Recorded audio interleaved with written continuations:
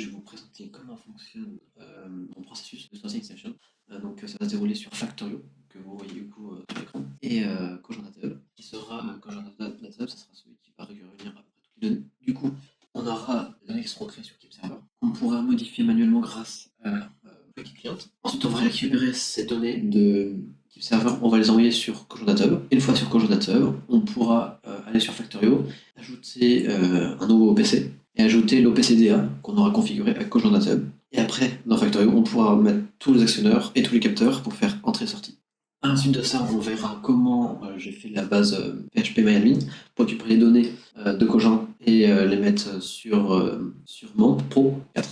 Et ensuite, on verra comment récupérer toutes ces données, les mettre dans Excel et faire un bon IHM. On est sur Factorio, donc là, vous voyez, on a la sorting session. Donc là, absolument tout fonctionne. On peut voir, on a le compteur 1, 2 et 3. Donc on a les valeurs en direct de Cogent. On a au-dessus la warning light que j'ai ajoutée. Donc lorsqu'on appuie sur Emergency ou dès qu'il y a un problème, ça l'allume. Ici on a le Vision Sensor qui va capter chaque petit carré. Donc là je peux l'arrêter, hop. Et ça va envoyer une valeur. Et du coup, hop, je vais avoir dans OPC. Alors du coup, ensuite pour la configuration du serveur, c'est très simple. Il suffit d'aller en haut dans configuration. Du coup, pour la configuration de l'OPC dans Factorio, c'est très simple. Il suffit d'aller en haut à gauche, en haut à droite, pardon, dans configuration. Donc en haut à droite, vous aurez le menu de configuration de l'OPC. Donc je vais faire avec vous. Vous voyez, là j'ai choisi KeepWeb pour KeepServerList. Ensuite, dans filtre, j'ai mis data, puisque j'ai appelé toutes mes data, tous mes items data. Ensuite, j'ai fait explorer les objets, on attend un petit peu. On revient, et là on peut voir qu'on a un magnifique serveur. Et donc à gauche, on pourra mettre hop, les entrées comme il faut, et les sorties là où il faut. Une fois que ça sera fait, on aura un beau truc, tout propre. Et du coup, je reviens sur Factorio. Là, du coup, on a fini avec cette partie-là. On va pouvoir passer à la seconde qui sera KeepServer. Donc, KeepServer, on peut voir en haut qu'on a en data type, en 8 bits device, on a input et output. Dedans, on a, du coup, là, je suis en input, on a tous mes formats data, avec des bools, des floats, et on a à droite les descriptions. Donc, à chaque fois, il y a des adresses qui sont différentes. On peut ensuite aller dans output, juste là. Et on peut voir aussi toutes nos data sorties, du coup, data warning light par exemple, qu'on verra plus tard. C'est celle-là qui va envoyer des mails et faire des alarmes. Donc on peut voir aussi que c'est d'autres adresses, donc c'est plus des K, c'est des R. Les adresses ont changé, comme sur un vrai automate industriel. Encore une fois, il y a toutes les descriptions. Du coup, on peut voir juste en dessous là on est sur maintenant OPC Quick Client. Donc là, avec ça, on peut forcer les états de KeepServer. Donc OPC Quick Client, c'est avec KeepServer. Donc en haut à droite, on peut voir que j'ai ajouté un nouveau serveur. J'avais fait OK. Ensuite, j'avais fait un nouveau groupe, j'ai appelé input et output. J'avais fait des nouveaux items. Et ensuite d'avoir fait un nouveau item, j'avais choisi le chemin, donc data type 8 bits input, comme j'ai fait tout à l'heure. Et là, j'ai cliqué sur toutes mes datas. Et j'ai fait ensuite un div, donc je vais pas le refaire parce que j'ai déjà fait. Et ensuite, ici, on peut retrouver du coup toutes nos valeurs avec le data type, la value. On a le temps auquel on est. On a les qualités de la data, même si là, qualité ne compte pas. Et on a le nombre de fois que ça a été changé en temps donné. Alors du coup, maintenant, on va se retrouver sur CoreDataHub. Donc là, on va plutôt s'intéresser maintenant de tout ce qui est ici, de tout ce qui est OPCDA. Donc je vais vous expliquer, une fois qu'on est dessus, on peut faire ajouter un serveur. Okay, comme ça, je vais pouvoir voir comment j'ai fait. Du coup, en nom de connexion, j'ai appelé ça OPC000 parce que c'est le premier. En nom d'ordinateur localhost. En serveur OPC, j'ai forcément pris KeepServer parce que c'était celui que j'utilisais. Domaine de données défaut. En méthode de lecture, asynchronous advice, et en méthode d'écriture, asynchronous write. Donc ces trois dernières, donc données, lecture, écriture, ça c'était ce qui avait fait deux bases.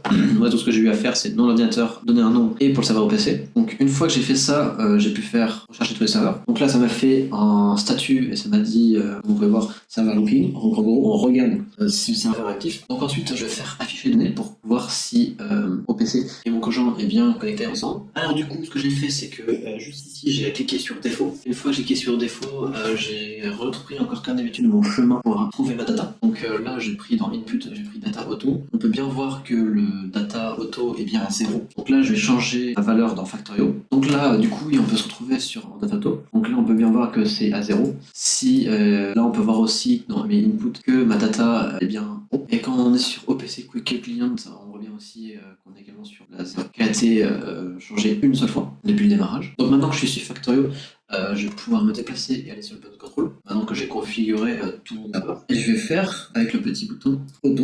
On va pouvoir cliquer sur le petit bouton auto. Et une fois cliqué, ça va aller sur 1. On voit que le petit auto il est passé en mode on. Et là, on va pouvoir passer sur Cogent Datum. Donc, Cogent Datum, on voit bien qu'on est passé sur 1. Et quand on est sur Quick Client, on voit bien qu'on est passé sur 1. Et du coup, que la valeur a été changée 2 fois. Donc, c'est bon, tout est interconnecté. Maintenant qu'on a réussi à effectuer ce lien entre Keep Server, Factorio et Cogent Datum, et Quick Client de passage, on va maintenant s'occuper de faire mail. Je vais aller à gauche, juste en dessous, pour aller dans la catégorie mail. Là, je vais pouvoir enregistrer et mettre la configuration mail que je veux.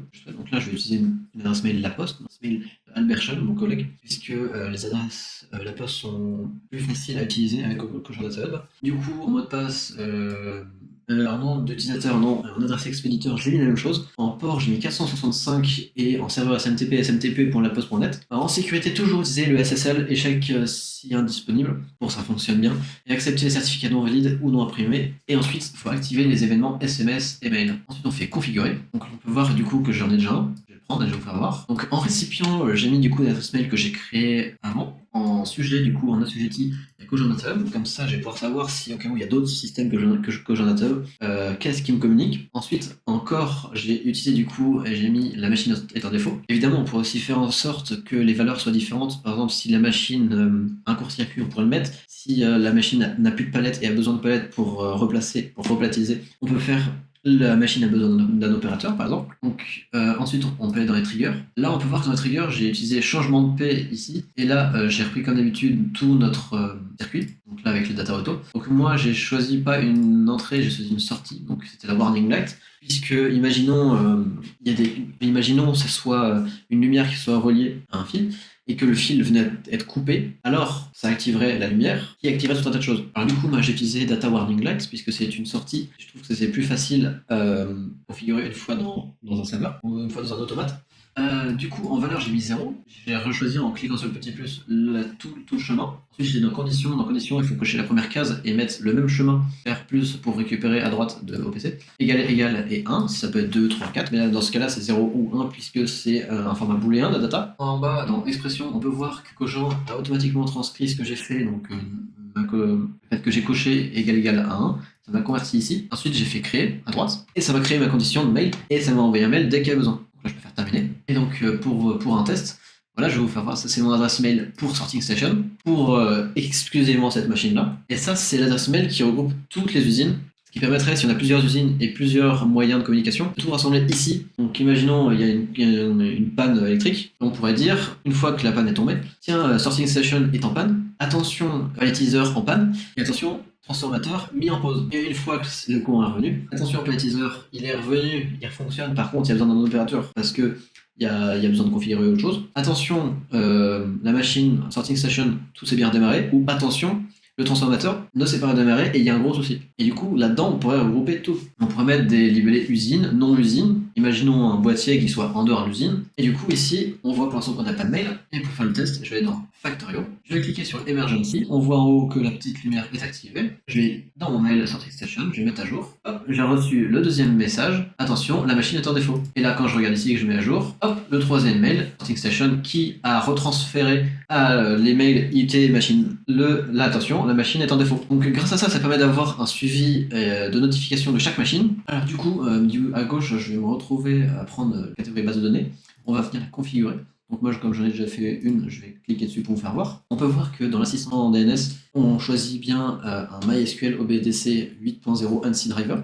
Récupérer ma data warning light qui sera dans une table. En utilisateur, on met root et mot de passe root, puisque c'est nos mots de passe qu'on aura configuré plus tard dans Monde Pro. Dans table, j'ai repris ma data warning light. En haut, on peut voir que je peux la prendre. En propriété, j'ai mis value pour avoir la valeur. En time, j'ai mis justement le temps que ça s'est fait. Taille de données, j'ai mis 10, timestamp 19. Après, j'étais dans trigger. Dans trigger, j'ai fait pareil que dans les mails. J'ai fait changement de paix. Attention que lorsque la valeur est mise à jour, alors on récupère bien à chaque valeur. Condition, j'en ai pas mis. Ensuite, j'ai fait terminer. À partir de là, du coup, le lien Cogent vers base de données commence à être créé. Maintenant, il faut tout configurer dans mon pro.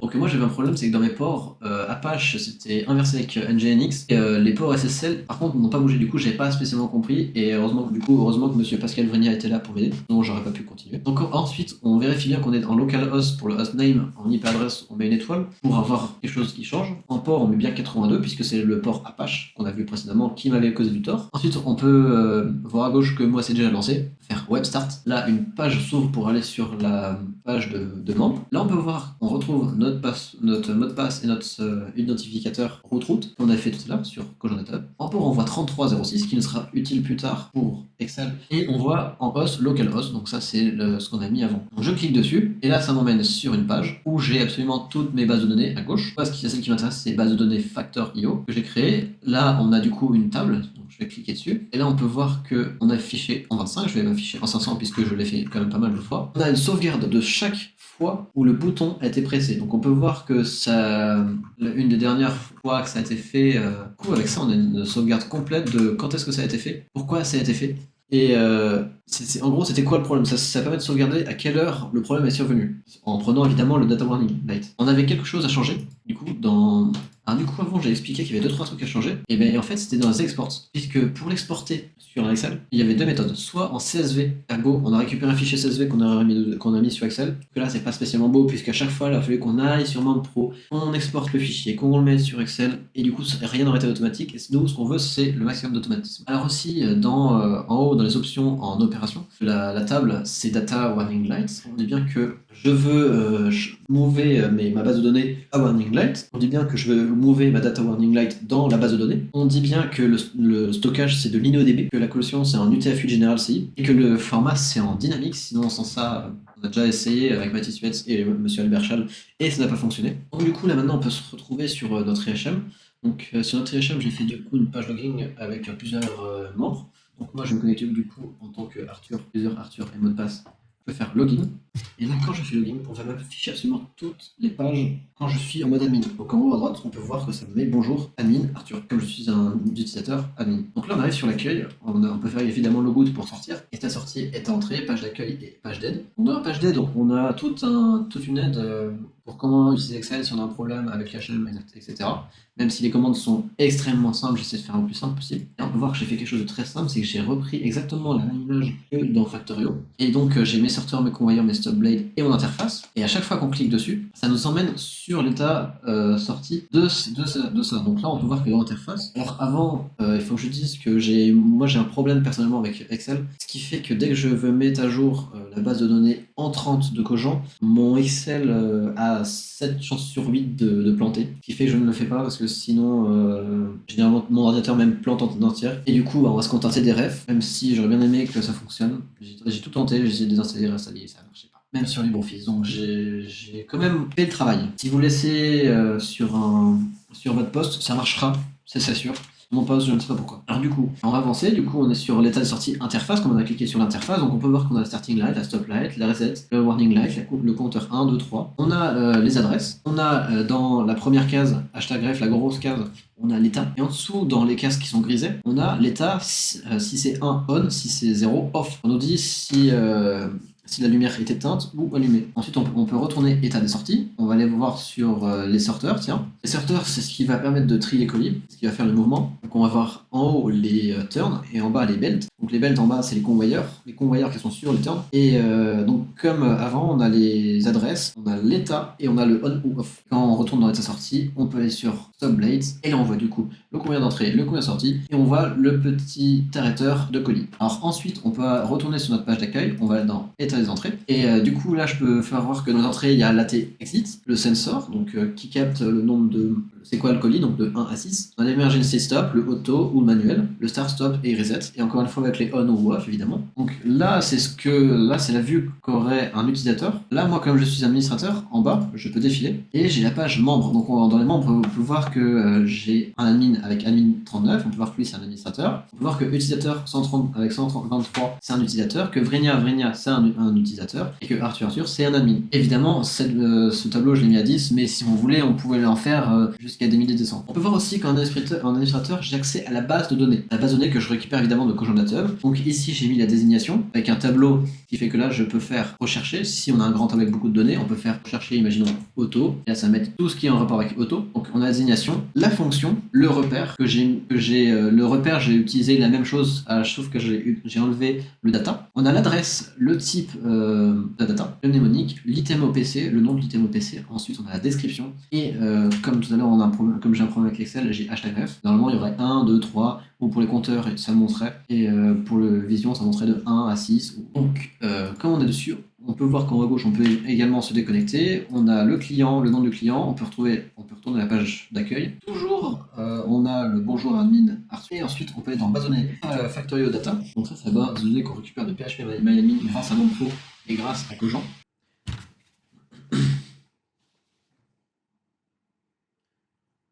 Alors du coup, juste au-dessus de ma tête, on peut voir ici qu'on a le time. Donc c'est à l'heure où la data a été enregistrée. Juste ici, on peut voir que c'est marqué Data Warning Light. Donc c'est le numéro de la data. Ensuite, à côté, on a ID. Donc juste ici, on a ID. Ça, c'est l'état. C'est bien du coup de 1 ou de 0, comme c'est en 1 bit. Et après, moi, ce que j'ai fait, c'est que j'ai récupéré le ID, je l'ai remis à côté, et j'ai repris le time pour le mettre à côté en heures, puisqu'on peut voir du coup en bas que grâce à ça, j'ai pu faire un graphique où le nombre de fois où la warning light a été activée par mois, et le nombre de fois que warning light a été activée en un seul jour, avec les heures du coup. Donc on peut voir que du coup, moi, pendant mes tests, j'ai beaucoup de tests. On peut voir que du coup, ça s'est fait de 9h50 à peu près 21h57. Donc c'était une plage horaire assez grande ce jour-là. Alors oui, du coup, on a en haut, tout à l'heure, on a activé dans Factorio le bouton, comme on a activé tout à l'heure dans Factorio, le bouton d'arrêt d'urgence. Du coup, ça a mis à l'état 1 et ça a envoyé un mail. Et sur la base de données, ça a enregistré le 1. Et du coup, si je fais clic droit actualiser, hop, on peut voir que du coup, des lignes sont ajoutées parce que ça s'est activé, désactivé. Et du coup, on peut avoir un suivi qui est très réactif et il n'y a pas besoin de retourner sur le site, de faire refresh en haut à droite. En plus de ça, ce que j'ai pas dit, c'est que sur PHP MyAdmin, le problème étant que si on n'appuie pas sur refresh, ça va nous remonter les valeurs. Alors que là, on fait juste un clic droit, actualiser, et c'est tout, on a tout. Alors, du coup, merci d'avoir regardé la vidéo. J'espère qu'elle vous a plu. J'ai essayé de vous expliquer un peu comment mon processus fonctionnait, de A à Z. Et puis d'ici là, plus.